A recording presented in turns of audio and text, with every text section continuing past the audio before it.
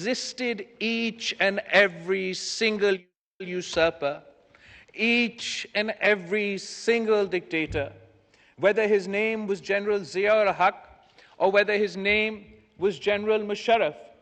It is the brave people of Pakistan who've not only faced all forms of hardship, all forms of authoritarianism, all forms of dictatorship, but they have defeated them as well. And the credit for the restoration of the Constitution of Pakistan, the credit for the restoration of democracy in Pakistan goes to the people of Pakistan. Janabi Speaker, we are a young and fledgling democracy. The unity government has chosen to sacrifice political capital in the greater good of Pakistan, in the greater good for democracy of Pakistan, and in the greater good for the economy of Pakistan. And it is why we chose, while we were in opposition, in the face of suppression, in the face of authoritarianism, where not only our leaders were arrested, but the women of our household were arrested. Mr. Speaker, I am proud of the fact that my party and my family have fought against dictatorship for 3 generations. But we have never, Mr. Speaker, we have never taken the law into our own hands. Mr. Speaker, we faced the worst form of suppression. The founding father of our constitution, Qaid-e-Awam, Shaheed Zulfikar Ali Bhutto, was hanged. But, Mr. Speaker, the members of the Pakistan People's Party set themselves on fire. They did not set Pakistan on fire.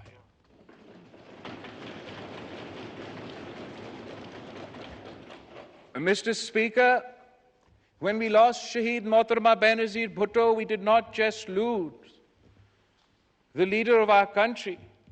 We lost my mother after she had lost her father, after she had lost one brother, after she had lost another brother. And at the time, there was great anguish across Pakistan. There was great anger across Pakistan.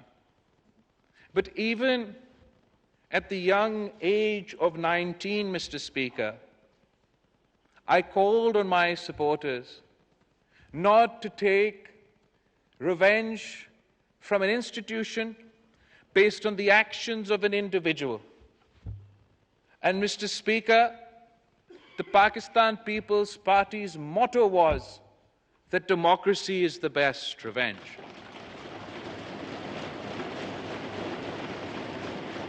When the supporters of the Pakistan People's Party, particularly in the smaller provinces, were so raw with emotion, so full of anger, that they were demanding, ke khuda na khasta, they were demanding the breakup of Pakistan.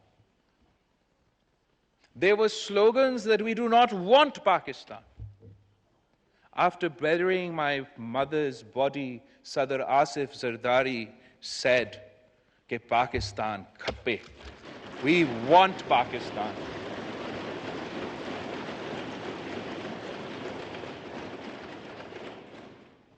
Janabi Speaker, we have faced some of the worst examples of authoritarianism. We've experienced some of the worst examples of authoritarianism. But we have never, ever, ever gone outside the domain of the Constitution of Pakistan. It is indeed a moment of pain for many Pakistanis. It is a moment of pain for every peace-loving, democratic, patriotic Pakistani. What we have seen play out before our eyes over the last couple of days. I want to not only apologize to our guests, but I want to apologize to the people of Pakistan. They do not deserve this. The people of Pakistan who are facing some of the toughest economic challenges that we've experienced in our history, whose real issue, whose real worry is how are they going to get their next meal, have been held hostage by the politics of a few populists, a few anarchists.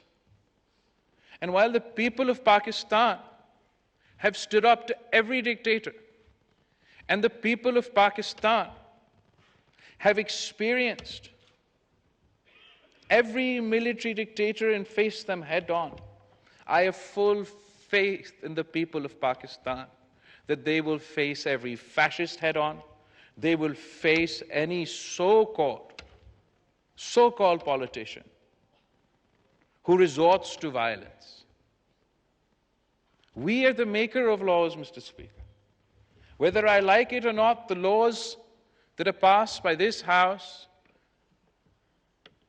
are made by the people, by the people's representatives. And while we are used to military dictators breaking our laws, military dictators breaking our constitution, this is the first time we are witnessing a former prime minister, a man who sat in that chair, who represented this House, who represented this country, resort to violence, break the laws of the land, break the constitution of the land. And we've got to this day, Mr. Speaker, because you and I have been too reconciliatory. At the time of the vote of no confidence, when the Prime Minister, the President, and the Deputy Speaker violated the Constitution of Pakistan, we thought that it would be perceived as political victimization if those who had broken the Constitution had been tried for breaking the Constitution, and so we did nothing. When those who were caught by their own party members receiving foreign funding to conduct their politics, when the Constitution and law of Pakistan allowed that you ban any political party who is a foreign-funded political party, we were worried that it would be perceived as political victimization, and we did nothing.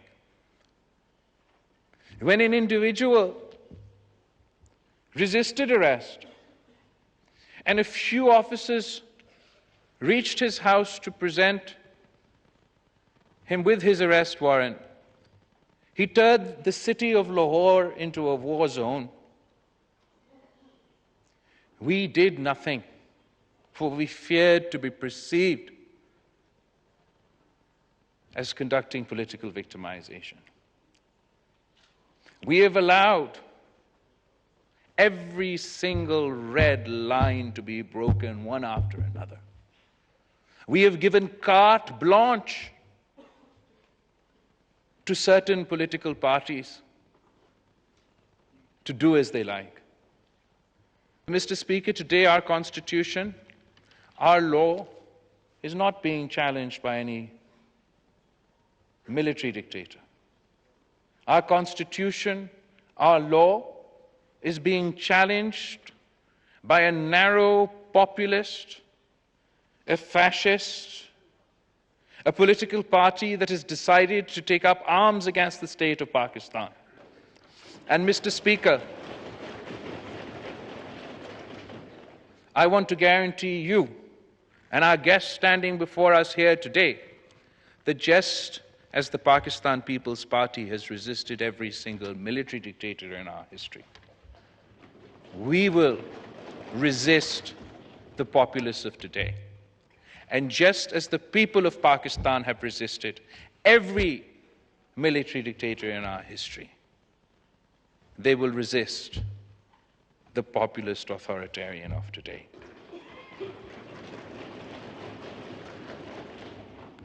We must all act together, Mr. Speaker, to preserve and protect the Constitution and its laws in good times and in bad.